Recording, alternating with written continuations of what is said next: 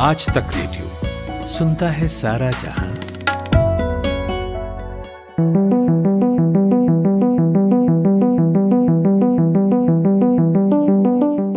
चीन एक तेजी से फैलती हुई अर्थव्यवस्था और सैन्य ताकत दोनों है।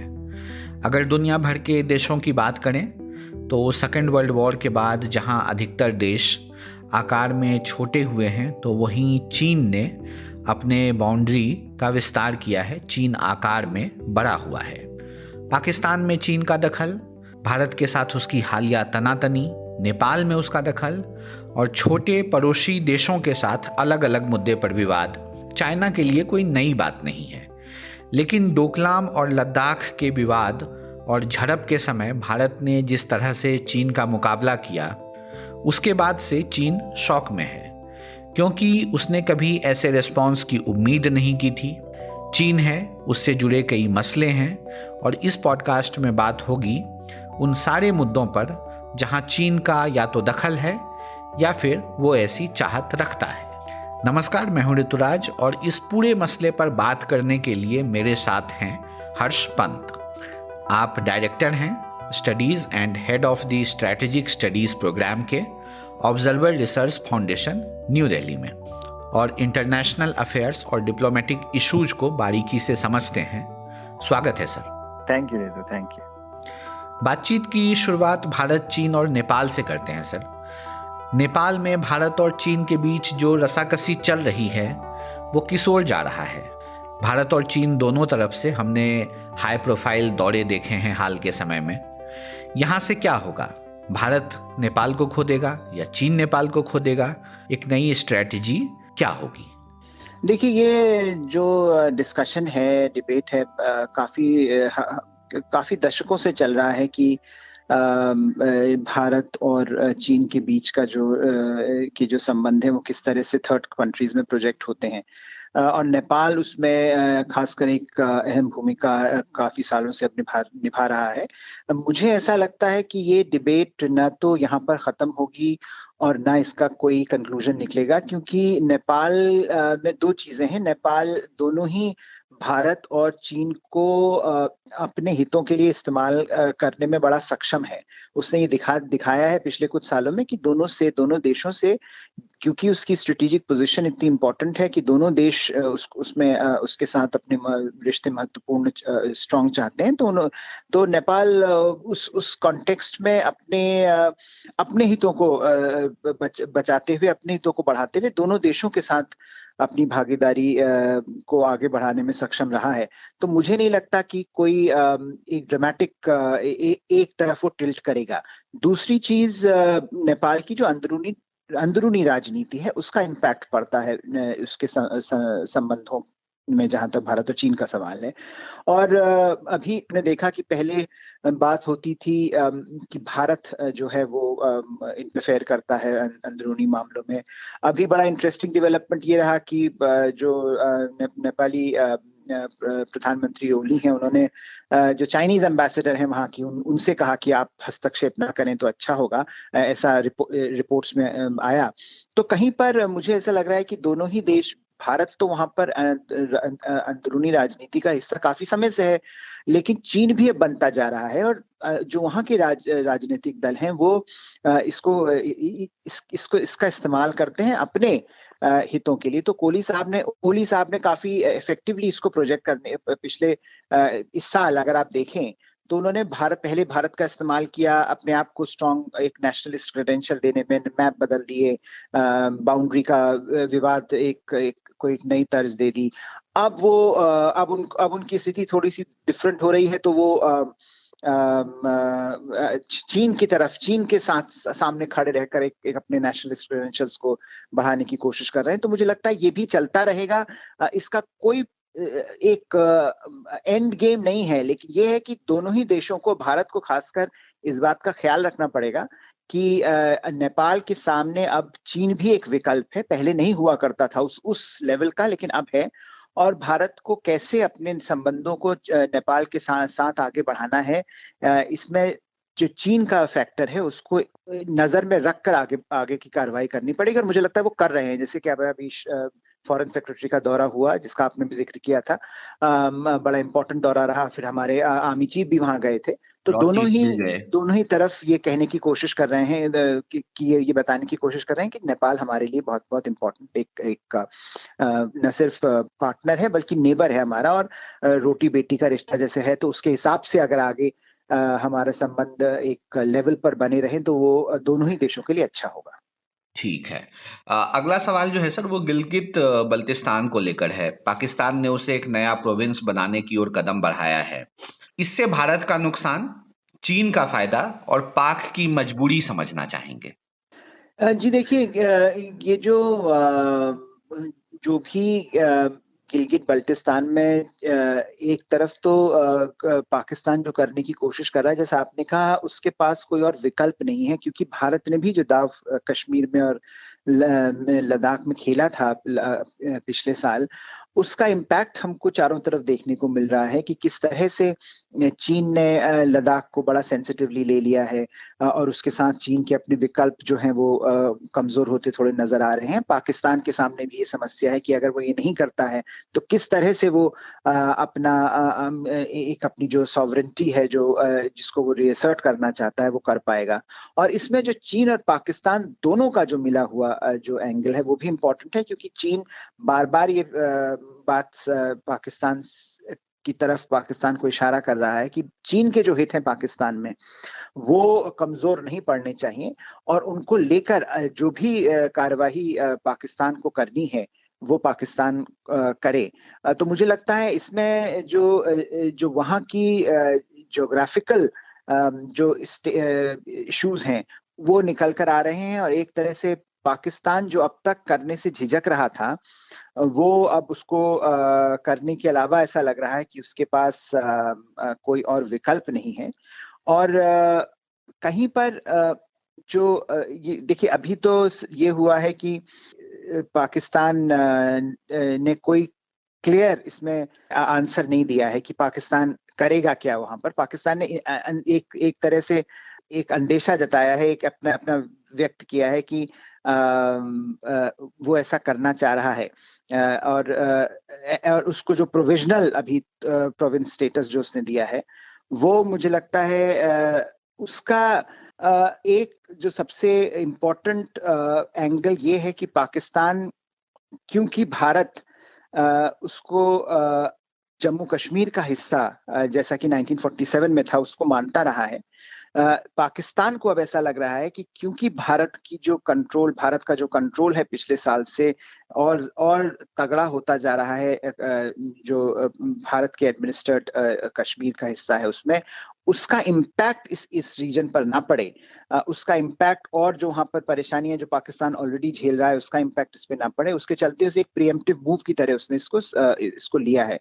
और पाकिस्तान और चाइना पाकिस्तान इकोनॉमिक कॉरिडोर का मसला तो है ही, जिसको लेकर चीन ने बार बार ये बात कही है कि जो भी हमारे इन्वेस्टमेंट्स हैं उनको आप बचाएं, उनको देखें।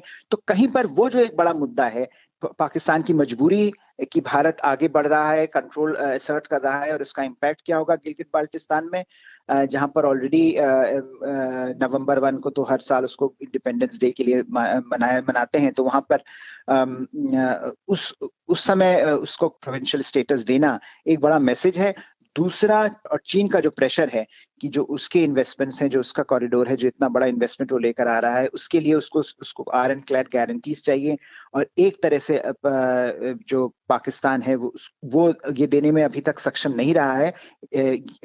गिलगित बाल्टिस्तान का मुद्दा उठाकर और उसको प्रोविंशियल स्टेटस देकर वो ये कहना चाह रहा है कि चीन के हित को वो समझता है, और आगे आने वाले समय में वो ऐसे कदम उठाने में सक्षम है जिससे चीन को थोड़ी सी सेटिस्फैक्शन हो कि उसके इंटरेस्ट को केटर किया जा रहा है। प्रोफेसर पंत, एक सवाल है तिब्बत से, और वहां जो चीन करने की कोशिश कर रहा है या उस ओर बढ़ रहा है उस विषय से। वीगर मुसलमानों और सीजियान प्रोविंस की जो पूरी कंट्रोवर्सी है वो सबके सामने है। कैसे वहां वीगर मुसलमानों को रखा जाता है, उनका ब्रेन वॉश किए जाने की रिपोर्ट आती रहती है। क्या चीन तिब्बत में भी इसी मॉडल की ओर बढ़ रहा है? और एक सवाल इसी से कि चीन तिब्बत में मेनलैंड चाइना से लोगों को लाकर बसाना चाहता है, उसकी रणनीति क्या है इसके पीछे? देखिए, जो भी चीन के पेरिफेरल एरियाज हैं और ये चाहे वो तिब्बत हो या सिंकियांग हो, वहां पर चीन ने डेमोग्राफिक चेंज करने में कभी भी पीछे नहीं हटा है चीन। और ये तिब्बत में हान पॉपुलेशन का इन्फ्लक्स, डेमोग्राफिक चेंज काफी दशकों से चल रहा है। तिब्बत की डेमोग्राफी बिल्कुल बदल गई है और इसीलिए चीन आज काफी हद तक सेटिस्फाइड है कि इसकी जो पॉलिसीज हैं वो काम कर रही हैं। अगर ज्यादातर जो तिब्बतन लोग हैं, इंडिजिनस लोग हैं, वो या तो बाहर हैं या उनको माइनॉरिटी अपने ही उसमें बना दिया गया है, तो उसको देखते हुए तो तिब्बत की जो समस्या है उसके कॉन्टूर्स ही बदल जाते हैं। तो वहां पर जो जो चीन का एक सिंगल माइंडेड अप्रोच रहा है इन इन पेरिफेरल एरियाज में, वो ये कि डेमोग्राफिक चेंज से कैसे कंट्रोल, सेंट्रल कंट्रोल को, कम्युनिस्ट पार्टी के कंट्रोल को बढ़ाया जाए और हान हान पॉपुलेशन को डिस्पर्स करके हान पॉपुलेशन को फोर्सिबली इन एरियाज में डालकर, पहले तिब्बत था, अब सिंकियांग में भी ऐसा करने की कोशिश हो रही है। दोनों ही जगह डेमोग्राफिक चेंज आया है और दोनों ही जगह इससे रिजेंटमेंट बढ़ा है, इससे प्रॉब्लम बढ़ी है और चीन ने इसका इस रिजेंटमेंट को यूज करके और ज्यादा क्लैम्प डाउन किया है, जैसा कि आप जिक्र कर रहे थे सिंकियांग का। तो तिब्बत में तो ये स्ट्रैटेजी आज की नहीं, बहुत पुरानी है और ये स्ट्रैटेजी चलती रहेगी, क्योंकि ये स्ट्रैटेजी एक ऐसी स्ट्रैटेजी है जो चीन को लगता है काम कर रही है और काम करेगी आगे आने वाले समय में। अब इसका इम्पैक्ट तिब्बत की डायस्पोरा पर क्या होता है, इसका इम्पैक्ट तिब्बत के जो लोग हैं, नेटिव तिब्बतन्स हैं, उन पर क्या होता है। देखिए, ये तो हम पिछले कुछ सालों से देख रहे हैं कि किस तरह से ऐसा कहा जा रहा है कि जो चीन है वो सिर्फ वेट कर रहा है कि कब दलाई लामा जो है वो चले जाएं, और उसके बाद जो उनका पंचन लामा के द्वारा जो कंट्रोल है वो चीन का बन जाए फिर से। तो और वो बार बार चीन ये भी कहता है कि अगला दलाई लामा जो है वो उसके पास वो अधिकार है कि वो किसे बनाता है। हाँ, तो वो बड़ी डिबेट है, वो एक होनी बाकी है। और अगर जो नेटिव इस डिबेट में अगर नेटिव तिब्बतन्स जो हैं, जो तिब्बत की पॉपुलेशन और नेटिव पॉपुलेशन है वो कमजोर है, तो नेचुरली चीन को इसका फायदा मिलेगा।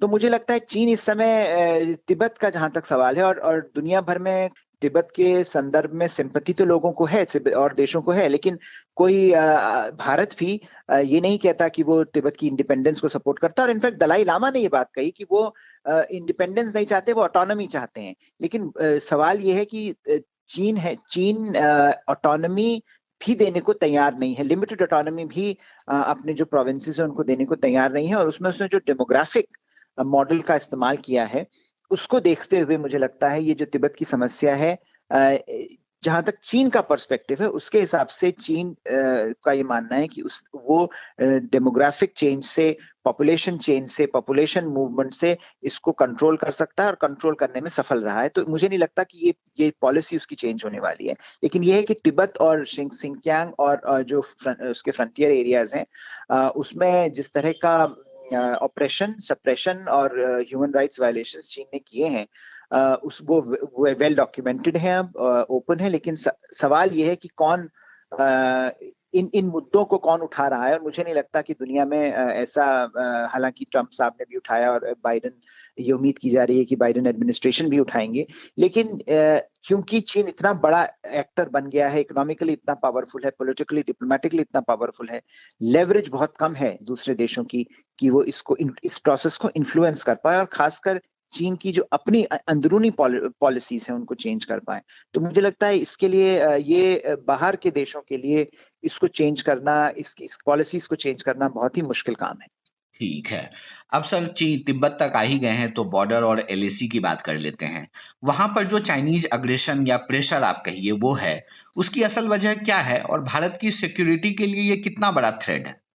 देखिए, भारत की जो इस समय सबसे बड़ी चुनौती है वो चीन है, स्ट्रेटेजिक चुनौती है चीन। हम लोग पाकिस्तान से ऑब्सेस्ड रहते हैं, लेकिन पाकिस्तान जो समस्या है वो आज चीन की समस्या का सबसेट है। अगर आप नहीं सॉल्व कर पाएंगे, अगर आप चीन को मैनेज नहीं कर पाएंगे, तो पाकिस्तान को मैनेज करना बहुत मुश्किल, तो आप पाकिस्तान को भी मैनेज नहीं कर पाएंगे। अगर आप चीन को मैनेज कर लेंगे तो पाकिस्तान अपने आप मैनेज हो जाएगा। इसीलिए जो स्ट्रेटेजिक चैलेंज भारत के सामने है वो चीन है। और जिस तरह से चीन ने एग्रेशन दिखाया है, न सिर्फ भारत के साथ बल्कि सारे देशों के साथ। इस समय अगर आप देखें तो कोई देश जो चीन के आसपास हैं, जिनके साथ चीन के या तो मैरिटाइम विवाद हैं या लैंड बॉर्डर डिस्प्यूट्स हैं, कोई देश ऐसा नहीं है जो जिसके साथ चीन ने विवाद खड़ा ना किया हो। इस साल भी, जबकि सारे देश कोविड-19 से जूझ रहे हैं, तो कहीं पर चीन को ऐसा लगता है कि उसका समय आ गया है, उसको असर्ट करना है अपना रोल। और इस ये असर्शन के करते करते एक ऐसे कगार पर चीन ने चीन संबंधों को लाकर खड़ा कर दिया है जहां से पीछे मुड़ना बहुत मुश्किल है। और भारत के लिए भारत ने जितने भी करार किए थे, जितने भी ट्रीटीज थी, जितने भी प्रोटोकॉल्स थे बॉर्डर मैनेजमेंट के, वो सारे चीन ने तोड़ दिए हैं पिछले कुछ महीनों में। जिस तरह से उसने जिस तरह से उसने ट्रूप्स को वहां पर अमास किया, जिस तरह से वहां पर गलवान वैली इंसिडेंट हुआ, जिस तरह से वहां पर फायरिंग और टर्बुलेंस चल रही है। तो जो भी चीन ने किया है पिछले 8-9 महीनों में LAC में, उसका एक बहुत बड़ा कॉन्सिक्वेंस ये हुआ कि जैसे पहले जो ये डिबेट भारत में चलती थी कि चीन के साथ दोस्ती की संभावना है कि नहीं है, मुझे नहीं लगता कि आज पॉलिसी मेकर्स इस क्वेश्चन को सोचते भी हैं। चीन भारत के लिए सबसे बड़ा एक स्ट्रेटेजिक एडवर्सरी बनता जा रहा है और चीन काफी हद तक खुद जिम्मेदार है इसके लिए। जिस तरह की पॉलिसी पोस्चर चीन ने अपनाया शुरू से, पिछले कुछ दशकों से, खासकर पाकिस्तान को समर्थन देना, टेररिज्म में भारत का साथ न देना, उसके बाद जो ग्लोबल प्लेटफॉर्म्स है उसमें भारत को एक पेयर नहीं मानना, भारत को अपोज करना, UN सिक्योरिटी काउंसिल हो या दूसरे ऐसे प्लेटफॉर्म्स हो। तो वहां पर जो चीन ने मैसेज दिया कि वो भारत को अपने बराबर नहीं समझता और भारत को एज अ राइजिंग पावर नहीं देखता, को उभरती हुई शक्ति के रूप में नहीं देखता। फिर जब LAC का मुद्दा आया, जहां पर चीन ने, भारत ने जो अपनी पिछले साल 2019 में कदम उठाए लद्दाख और जम्मू कश्मीर में, और उसके बाद भारत ने जिस तरह से इंफ्रास्ट्रक्चर डेवलपमेंट किया, कहीं पर वो एक प्रॉक्सिमेट कॉज बना चीन के लिए। चीन को लग रहा है कि अगर इंफ्रास्ट्रक्चर डेवलपमेंट की यही पेस भारत की तरफ चलती रही तो उसके लिए अपने ऑब्जेक्टिव्स को पूरा कर पाना मुश्किल हो जाएगा। इसके चलते चीन ने जिस एग्रेशन दिखाने की कोशिश करी, भारत ने भी ये जवाब में ये कहा है कि भारत चीन के खिलाफ खड़े होने में सक्षम है और अपनी रेड लाइंस को ड्रॉ करना जानता है। और भारत ने और जो अपनी फॉरेन पॉलिसी चेंजेस किए, चाहे वो क्वाड को इफेक्टिव बनाना, ऑस्ट्रेलिया को मालाबार एक्सरसाइजेस में बुलाना, अमेरिका के साथ और घनिष्ठता बढ़ाना, दूसरे देशों के साथ जो लाइक माइंडेड कंट्रीज हैं उनके साथ आगे बढ़ना, चीन के खिलाफ इकोनॉमिक और टेक्नोलॉजिकल एक फायरवॉल क्रिएट करना, वो सारे जो इश्यूज थे उन पर क्लैरिटी है आज। और भारत ये चीन को मैसेज दे रहा है अपनी तरह से कि जो ये डिटीरिएशन हो रहा है, जो रिश्ते खराब हो रहे हैं, इससे भारत के ऊपर भी कॉस्ट बढ़ रही है, लेकिन भारत ये उन कॉस्ट्स को बेयर करने को तैयार है।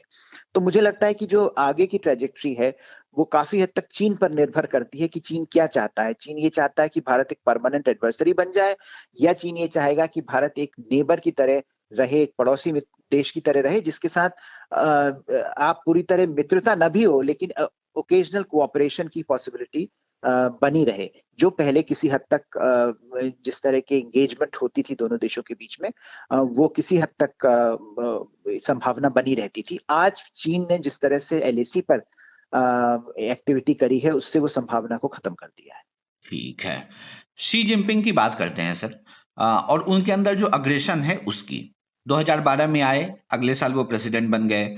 उन्होंने बहुत सारे कदम उठाए और उनमें से कई बड़े प्रोजेक्ट्स जो हैं वो कामयाब नहीं हुए। मसलन BRI की बात कर लेते हैं और अन्य। इसके अलावा जिस तरह का विरोध रह रहकर पार्टी के भीतर उठता है उनके लिए, और फिर जिस तरीके से एंटी करप्शन लॉ का यूज करके लोगों को गायब कर दिया जाता है या जेल में डालने की बात आती है, क्या शी जिनपिंग की इकोनॉमिक पॉलिसी फेल रही है और वो इस फेल्योर को अपने अग्रेशन से न्यूट्रलाइज कर रहे हैं? देखिए, शी जिनपिंग बहुत एम्बिशियस लीडर हैं और वो कहीं पर वो जो एम्बिशन है वो चाइनीज फॉरेन पॉलिसी में ले आए हैं।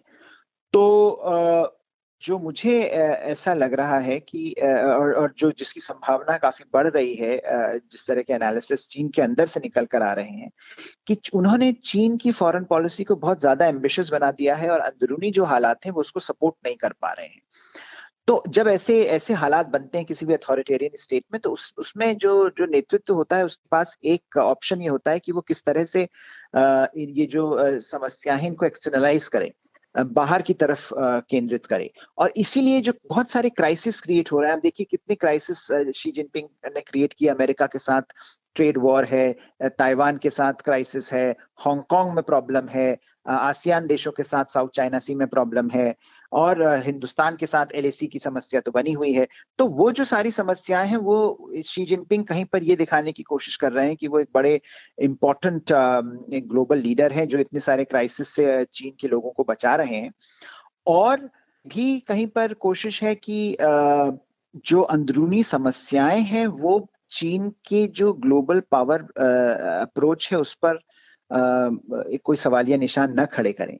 तो देखिए समस्याएं चीन के अंदर बहुत सारी हैं, पॉलिटिकल भी टेंशन्स हैं, पॉलिटिकल ऑपोजिशन भी बढ़ रहा है, बीआरआई को लेकर बड़ी सारी इक्वेशंस बढ़ रही हैं। लोग क्वेश्चन कर रहे हैं कि क्यों चीन इतना बड़ा प्रोजेक्ट बाहर लगा रहा है जबकि अंदरूनी हालात उतने अच्छे नहीं हैं, इकोनॉमी उतनी अच्छी नहीं चल रही है, हालांकि और देशों से अच्छी है लेकिन वहां के हिसाब से जो उसकी ग्रोथ रेट हुआ करती थी वो कम है। तो उन सारे सवालों से शी जिनपिंग घिरे हुए हैं और एक तरीका नेतृत्व के पास होता है कि वो एक्सटर्नलाइज करता है। तो उन्होंने इसमें काफी सारे क्राइसिस क्रिएट करके अपने आप को एक ग्लोबल लीडर के तौर पर खड़ा करने की कोशिश कर रहे हैं।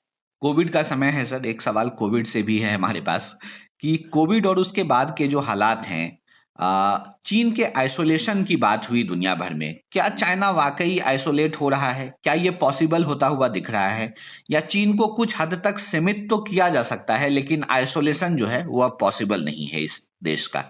नहीं, ये बात मुझे लगता है बिल्कुल ठीक है कि आइसोलेशन तो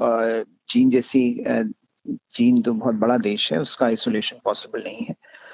और चीन जिस तरह से इकोनॉमिकली, पॉलिटिकली, डिप्लोमेटिकली अपना रोल प्ले कर रहा है ग्लोबल पॉलिटिक्स में, उसको देखते हुए आइसोलेशन न तो चीन के हित में है ना इंटरनेशनल ऑर्डर के हित में है।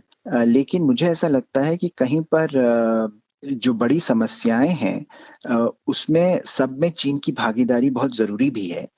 तो चीन को और देशों का सपोर्ट इसलिए है कि चीन के बगैर वो समस्याएं हल नहीं हो सकती, चाहे वो क्लाइमेट चेंज हो, ग्लोबल गवर्नेंस हो, मल्टीलैटरलिज्म हो। लेकिन चीन की जो अपनी अंदरूनी समस्याएं जिनका हम अभी जिक्र कर रहे थे, उनका इम्पैक्ट अगर चीन की फॉरेन पॉलिसी पर पड़ेगा और चीन अगर यूनिलैटरल अप्रोच ग्लोबल पॉलिटिक्स में लेगा तो उसका नुकसान चीन को होगा, जिससे कि आज हम जो पुशबैक चीन के खिलाफ देख रहे हैं Australia, Japan, ASEAN, Hindustan, Europe और अमेरिका में, वो उसका इम्पैक्ट चीन पर पड़ेगा। तो मुझे लगता है कहीं पर चीन के लिए जरूरी है कि वो एसेस करे कि वो किस डायरेक्शन में जाना चाहता है, क्योंकि अगर वो एक कोऑपरेटिव फ्रेमवर्क के तौर पर आगे बढ़ना चाहता है तो बहुत सारे देश उसके साथ कोऑपरेट करने के लिए तैयार हैं। और अगर वो एक ऐसे माइंडसेट के साथ आगे बढ़ना चाहता है जहां पर उसको कंटेस्टेशन के मोड पर है, जहां पर उसको दूसरे देशों के साथ एग्रेशन दिखाना है, जहां पर आइसोलेशनिस्ट पोस्चर अपनाना है, तो वहां पर समस्याएं अपनी बनी रहेंगी। तो जो मुझे ऐसा लगता है कि चीन ये एक इन्फ्लेक्शन पॉइंट है ग्लोबल ऑर्डर में। आज तक ये माना जाता था कि चीन राइज कर रहा है, चीन का जो राइज है वो जनरली प्रॉब्लम तो क्रिएट कर रहा है लेकिन मैनेजेबल है। आज ये समस्या ये आ रही है कि जो कंसेंसस बन रहा है कि ये राइज ही प्रॉब्लमेटिक है, राइज मैनेज नहीं हो पा रहा है। तो इसके लिए और देशों को न सिर्फ इकट्ठा होना पड़ेगा, जुड़ना पड़ेगा एक साथ, बल्कि चीन को चैलेंज करना पड़ेगा diplomatically, politically, technologically, trade wise. तो वो जो चैलेंज है उससे इंटरनेशनल ऑर्डर में कॉन्टेस्टेशन बहुत बढ़ गया है और उससे टेंशन बढ़ने की संभावना बढ़ जाती है, जिसको न्यू कोल्ड वॉर भी लोग कह रहे हैं। ठीक है, और अंत का एक सवाल है कि एक दौर था जब माइंस और नेचुरल रिसोर्सेज पर कब्जे को लेकर वॉर हुआ करते थे, फिर एनर्जी रिसोर्सेज पर वो वॉर जो है वो शिफ्ट हो गया। चीन की जो लड़ाई है वो पानी को लेकर या पानी पर कब्जे या वर्चस्व के बहुत करीब दिखती है, चाहे वो समुद्र हो या नदियां। चीन यूएन की जो 1982 वाली जो ट्रीटी है उसको भी वो बहुत हद तक ठीक तरीके से नहीं मानता है। जिस तरीके से चीन नदियों पर, चाहे वो मेंगकांग हो, ब्रह्मपुत्रा हो या फिर इंडस हो, कंस्ट्रक्शन कर रहा है, क्या ये आने वाले समय में इस पर जो देश डिपेंडेंट हैं उसको अब चीन पे डिपेंडेंट बनाने की कोशिश हो रही है चीन की?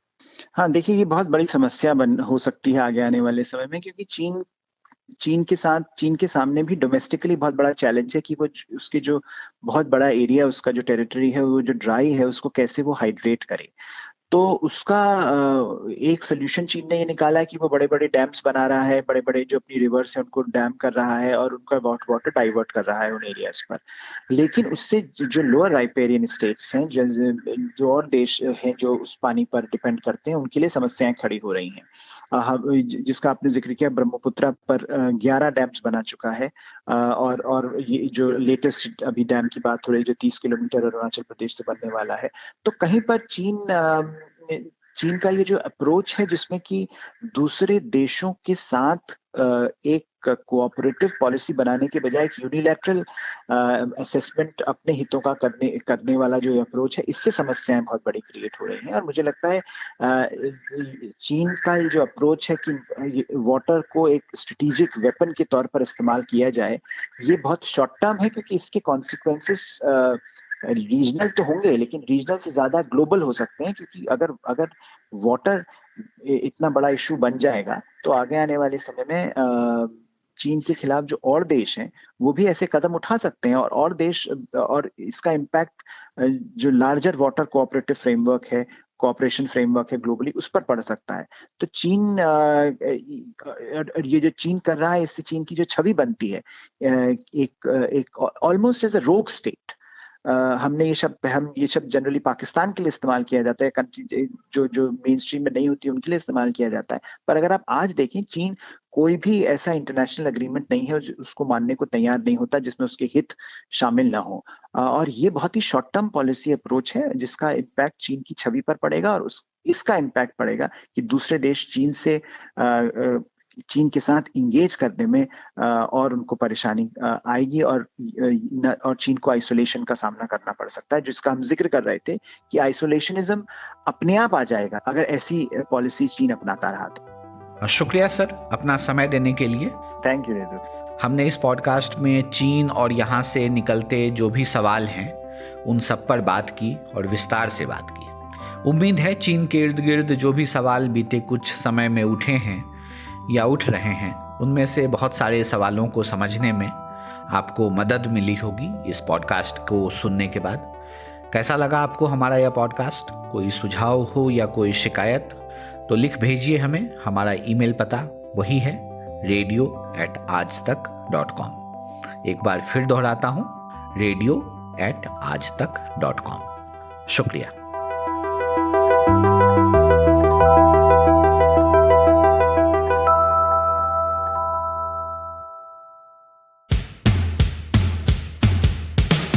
आज तक रेडियो aajtak.in/radio ये हमारा पता है, लेकिन हम आपके पसंदीदा ऑडियो प्लेटफॉर्म्स पर भी हैं। Google podcast, Apple podcast, Spotify, Jio Saavn जैसे ठिकानों पर भी आप हमें सुन सकते हैं। और अगर YouTube आपकी पसंदीदा जगह है तो वहां पर भी हमें सब्सक्राइब कीजिए। आज तक रेडियो, सुनता है सारा जहां।